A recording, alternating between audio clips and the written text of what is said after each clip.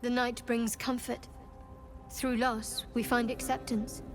In the arms of the Dark Mother, we find peace. Most fear the dark, like children, because in darkness they see their fears reflected. But Shar teaches us to step beyond fear, beyond loss. In darkness, we do not hide. We act. We tear down the lies the world is drunk on. The institutions they trust, the so-called gods they worship, the lives they cling to.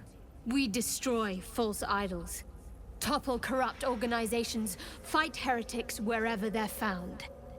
There's often suffering, death even. Many people break before they embrace Shar's truths. Pain is sacred to followers of Lady Shar. Pain will give way to loss and then to the peace of her eternal darkness. You can tolerate a great deal of suffering so long as it has meaning.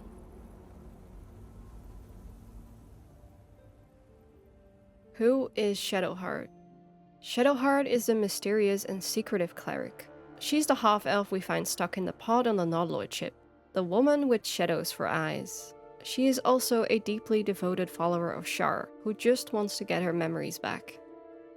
But there is much more to her than meets the eye, as is the case with many characters in Baldur's Gate 3. So come on and join me on my character deep dives on our favorite origin characters, our companions, potential friends, enemies, and lovers, as we take a look at their past, personality, romance, and their possible future. And let's find out who they really are.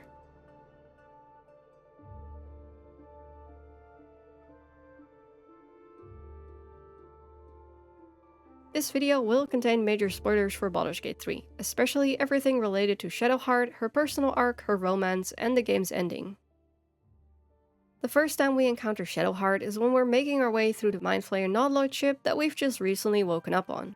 We find her stuck in one of the pods and hear her calling out for help. When we manage to find a way to open the pod, she thanks us for helping her, and despite being cautious of Lae'zel, she is willing to join us and hopefully find a way off the ship together. But not before grabbing a strange-looking artifact from the pod we just freed her from. Soon after the Mind Flayer ship has crashed, we wake up on the beach close to an unconscious Shadowheart. After waking her, she expresses her gratitude for freeing her from the pod, if we chose to do so, and says that she wants to join us and look for a healer together. Soon after meeting her, it becomes apparent that Shadowheart is a very private person, and isn't quick to share details on her personal life. Not only because she doesn't want to, she quite literally can't. The goddess Shar teaches that secrecy is your best defense. Her disciples aren't allowed to openly talk about their Shar worship and often submit their memories so that they can't give away any of her secrets, as is the case for Shadowheart. Shadowheart had a large part of her memories taken away before she was sent out on an important mission to retrieve the artifact that she is carrying, and bring it back to a secret cloister in Baldur's Gate. So even if she wanted to tell us more about herself, there is very little she can share, as she remembers only a few things. She loves night orchids, she can't swim, and she got lost in the woods one night and was attacked by a wolf. It was then that she met a group of Shar followers who saved her and took her in. What she doesn't remember, however, is that this is not the whole truth. Before we talk about that though, let's first see where Shadowheart came from. So Shadowheart's real name is Jennifer Hallowleaf, and she was born to a human mother named Emmeline Hallowleaf and an elven father named Arnell Hallowleaf, who also happened to be a werewolf. Both of her parents were devoted followers of Selûne. Shadowheart is about 40 years old as of the events of the game, and for those of you that are unfamiliar with D&D lore, if you're thinking to yourself why Shadowheart doesn't look like a 40-year-old, that's because age works differently for a lot of the other D&D races. Half-elves do reach physical maturity around the same time as humans, but after that they age much slower, which means that Shadowheart is basically still a young adult by elven standards. As a child of Selûnites, young Jennifer underwent a rite of passage that involved her making her way through the forest alone at night and finding her way back home, guided by the Moon Maiden's light. Her trial was interrupted, however, when a group of Sharans led by Mother Superior Viconia de Veer had followed Jennifer into the woods with the intent of capturing her. When her father found out about the Sharans' plan from a spy caught near their village, he transformed into his wolf form and rushed into the forest to rescue his daughter, hoping he would reach her before the Sharans would. He did indeed manage to find Jennifer in time, but Arnell had never told his daughter about his lycanthropy curse, so the young girl did not see her father rushing to her aid. All she saw was a wolf hunting her in the dark. When the Sharans finally reached Genevieve, they injured and captured her father and took Genevieve with them. From that point on, Genevieve was raised by Vaconia in Baldur's Gate as a cleric of Shar herself, and was named Shadowheart. Shadowheart's memories of the event were altered and twisted, erasing the truth of her father's attempted rescue and amplifying her fear of wolves. Both of her parents were captured and kept as hostages in the very same Sharan church, but Shadowheart would not remember them. Shadowheart was never able to fully commit to the Sharan faith as a young initiate, as she still had doubts about Sharan ideology and teachings of her mentors.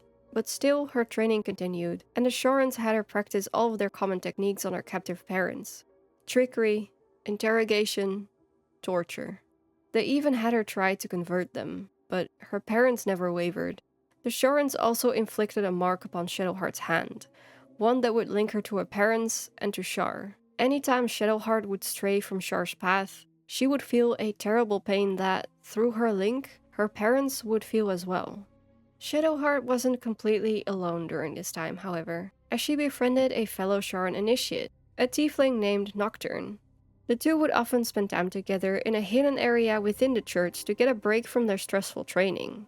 It is from Nocturne that we learn that, even though it was against the rules, Shadowheart used to have a pet mouse called Nibbles, and that she used to hide him under her robes and feed him her rations. When the Mother Superior found out about it though, she made her get rid of him in front of everyone. Even though Shadowheart has always loved animals, she never allowed herself to get close to one after that. Eventually, Shadowheart was among a group of Sharans that was sent out on an important mission to obtain a very powerful and mysterious artifact, and take it back to Baldur's Gate.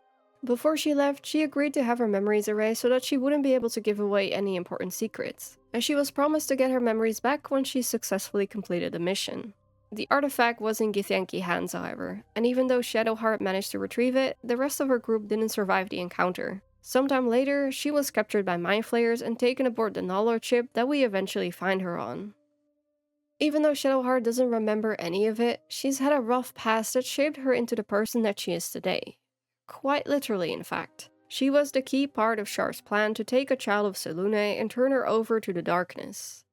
To mold her into a perfect Sharan and let her take her place as Shar's right hand.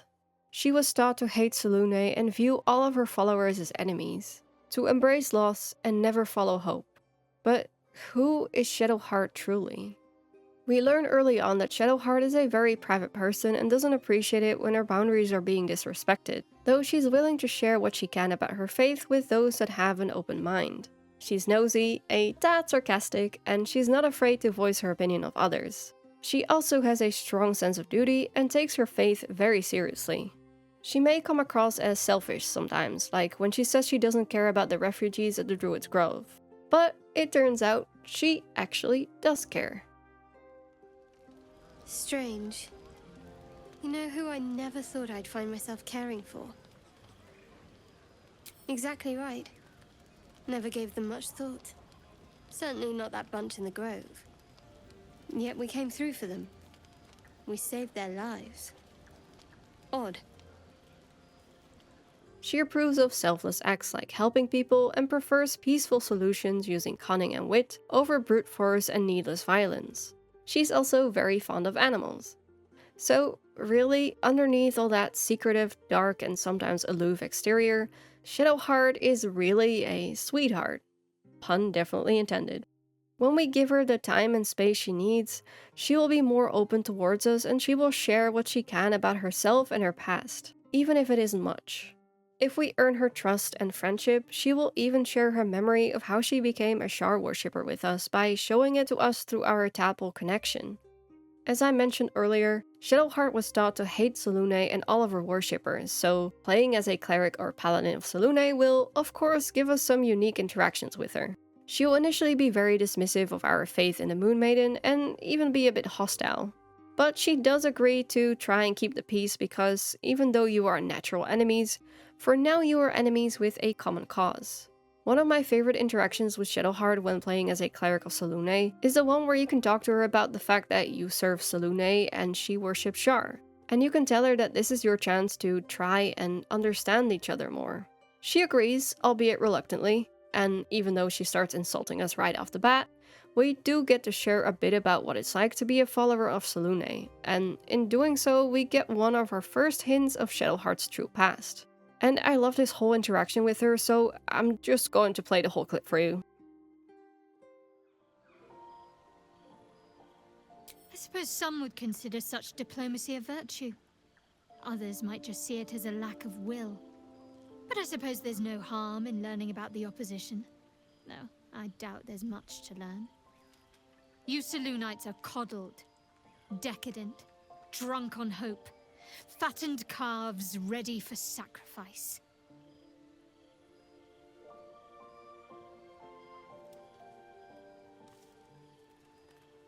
How so? Are you taught to churn your own butter while barely out of swaddling? Nothing Selûne asks of you can compare to the tests that Lady Shar's children endure.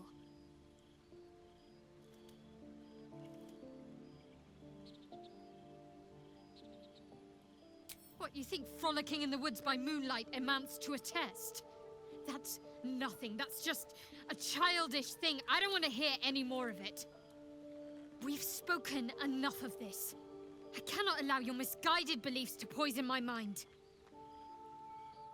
It might not be so obvious when you're playing for the first time, but in hindsight, this conversation is a strong hint that Shadowheart was actually a follower of Selûne, and that her being in the woods, alone, at night, as a child, was because of the whole Selûne rite of passage thing, which I don't really think sending your children out into the woods at night is a very good thing to do, but we're not here to discuss that right now. Anyway, Shadowheart's reaction to this conversation stood out to me as well, because it is yet another hint that, deep down, a part of her feels conflicted. She might not act like it, and she might not even realize it herself, but her emotional reaction in this scene tells me that she has some doubts. Whether her anger here comes from resentment about being treated so harshly as a disciple of Shar, or realizing not everything she was taught about Selûnites may be true, or something else, I'm not sure. But the fact that she gets angry shows me she cares about this. Despite the occasional bickering, we are able to form a strong friendship with her even as a devoted follower of Selûne. And she might even fall in love with us.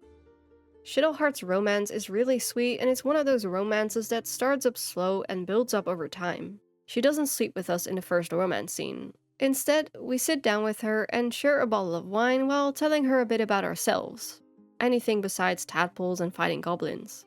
Depending on which dialogue options you pick, Shadowheart might share a bit about herself, or whatever she can remember at least. And the scene ends with you potentially sharing a kiss before heading back to camp before the others wake up. The romance progresses slowly but surely as you play through the game, with some very cute scenes and a few unique lines of dialogue if you're a follower of Selûne. How the romance develops exactly depends entirely on whether or not Shadowheart becomes a Dark Justiciar. The swimming scene, for example, only triggers if Shadowheart disobeyed Shar and spared the Night Song. During this scene, we help Shadowheart overcome her fear when she steps into the water for the first time. Afterwards, she thanks us and tells us that she needed this, because she needed to know she could face things without Shar. This scene shows us her growth as a character and how she is slowly learning to be her own person again. And I think that's one of my favorite parts about Shadowheart's character arc. For Dark Justiciar Shadowheart, serving the Dark Lady is her main priority. So much so that she is even willing to potentially end her romance for it. This specific scene occurs right after killing the Night Song. At this point in time, she doesn't truly want things to end, but she says that Shar demands her to only have love for her, and no one else. We can agree to end the relationship there, or tell her we want to keep trying. Later on, Shadowheart will tell us that there is a way she can be with us so long as she finds a way to bend the rules. She'll be able to spend time with us so long as her actions can be thought of as honoring Shar or honing skills in her service. One such example is a scene where Shadowheart takes us to a shrine of Selûne to perform the Nightfall ritual, a ritual in which a wicked act is committed in Shar's name in exchange for her blessing. The wicked act in this case being vandalizing a Selûne statue by carving it in the Night Song's blood. And the scene ends with our character and Shadowheart sleeping together right in front of the statue of Selûne. Even so, Shadowheart warns us that she can never truly love us, as she will always have to keep a place for Lady Shar. As per Shadowheart's own words, she'll give us what she can, just don't call it love. As for how the romance ends, that also depends on whether or not Shadowheart still follows Shar.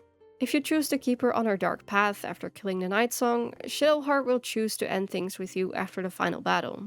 She says that she is glad for the time we spent together and that she will never forget us, but now it is time for her to move on and take her place at Shar's side. A light Shadowheart or a dark Shadowheart that saved her parents wants to find a nice, quiet place to settle down with us by her side.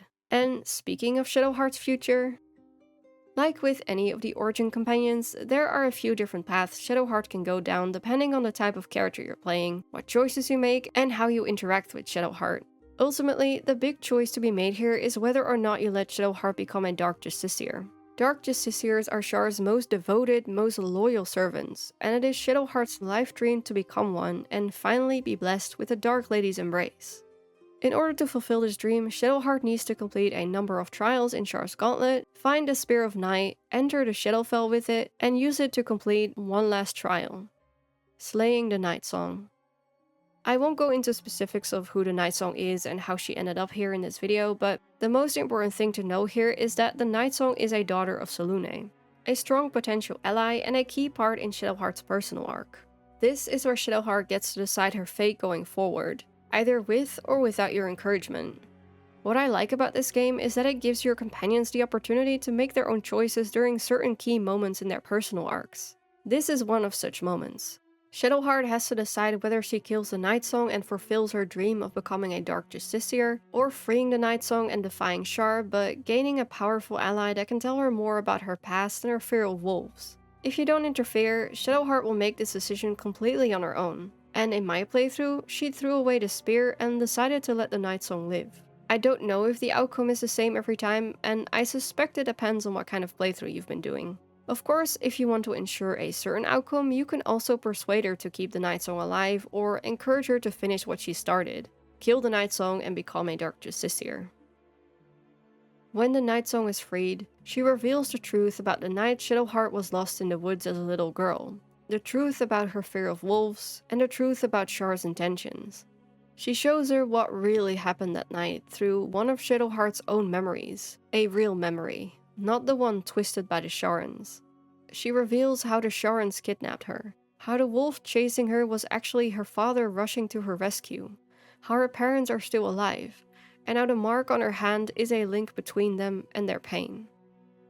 After this, Shadowheart is conflicted and has a lot of thinking to do. She will have to figure out who she really is and what she wants to do with her own life. For years she followed Shar blindly, carried out her will, not even thinking about what she truly wanted. She felt like she owed her life to Shar because a Sharan saved her life and took her in, while, in truth, she was ripped away from her family, and had her memories taken from her as the Sharans indoctrinated her. She was to be a Selûnite, the very thing that she was taught to hate when they broke her down and built her up to be the perfect Sharan. There is nothing I can tell you that you do not already know yourself. They trained you well, trained you hard. Chiseled away any part of you that did not fit their plan. They made you forget. Dark Justiciar Shadowheart becomes Shar's chosen, and will fully dedicate herself to the Dark Lady, and she will not learn the truth about her parents until much later. Serving Lady Shar is her main priority now. Everything else comes second, including her partner if she is in a romance. She becomes colder, more distant, and more approving of actions that could be considered evil. Apart from killing or sparing the Night Song, there is another key moment that determines Shadowheart's future going forward, and that is killing or freeing her parents. There are two different versions of this, and the outcomes are a bit different in each. Light Shadowheart learns the truth about her parents after she frees the Night Song, and swears to go find them in Baldur's Gate. When she does, she has a choice to make. She can save her parents and they can finally be a family again, and get the happiness they so deserve. However, they will be bound to Shar forever, in life, and likely in death as well. If Shadowheart chooses to let her parents go, they will die. But instead of being doomed to Shar's eternal torment, they will be peaceful at the Moonmaiden's side, and Shadowheart's mark will be cured and she will be free of Shar's torment forever.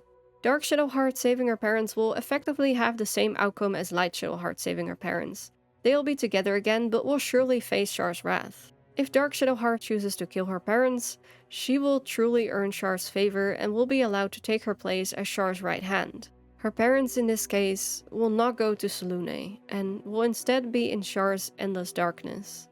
As for what I did in my playthrough, I had her save the Night Song and turn away from Shar. And I really wanted to support her in becoming a Dark Justiciar.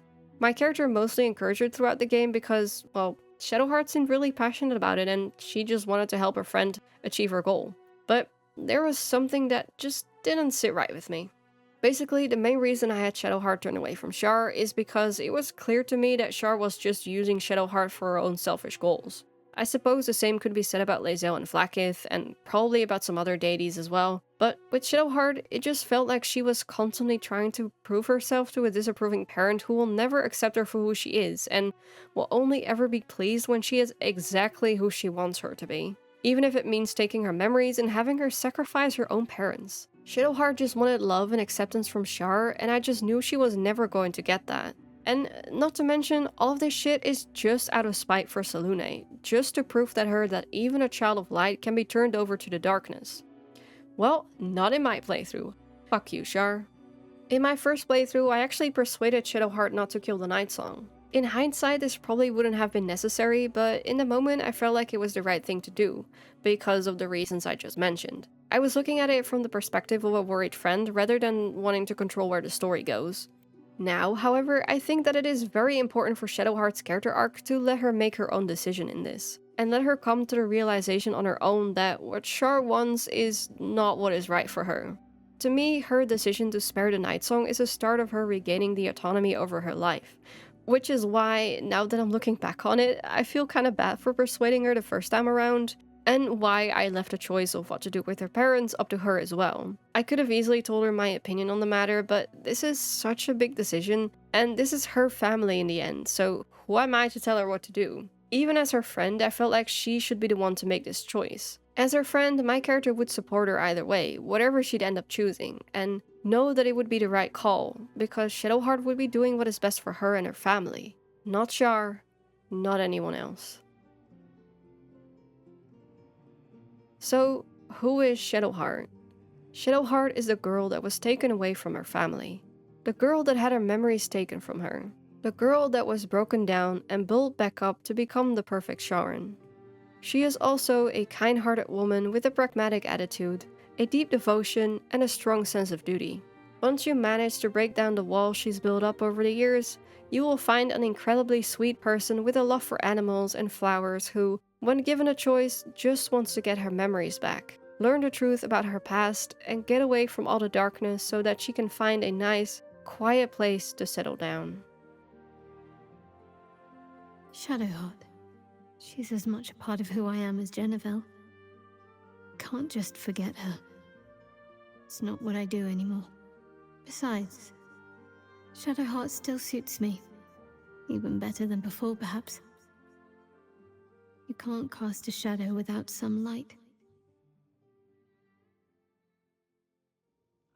Thank you so much for watching. If you liked this video, let me know by liking this video, or leave a comment and let me know what character you'd like me to do a deep dive video on next. And what do you like about Shadowheart? What stood out to you during her character arc? Is there something I missed? Let me know. If you like my character deep dives, make sure to subscribe to my channel so you don't miss a single one. If you want to support the channel, check out my Patreon, or join my Discord server and let's continue discussing our favorite characters there. That's it for now though. Thanks again for watching, and I hope to see you on the next one.